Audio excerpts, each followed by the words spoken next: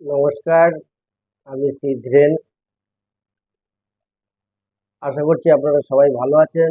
আজকে যে আলোচনা করব সেটা হচ্ছে পূর্ব দিনের ঘটনাটা ঘটে গেছে, কিন্তু বিষয়টা হচ্ছে যে আমাদের যে লকডাউনটা হয়েছিল বা করোনা, সেই লকডাউনের আজকে ব্যবসার সম্বন্ধে আলোচনা করব। সেই ব্যবসার লকডাউনের যে পরিস্থিতি হয়েছে, সেই থেকে লকডাউন যেদিন থেকে হয়েছে সেদিন থেকে আজ পর্যন্ত আমাদের মতো ছোটখাটো ব্যবসাদার, মানে বলতে চাইছি যে আজকে ছোট মাঝার যে ব্যবসাদার গুলো, সেই ব্যবসাদার গুলো আজও পর্যন্ত কিন্তু লোকসানে চলছে।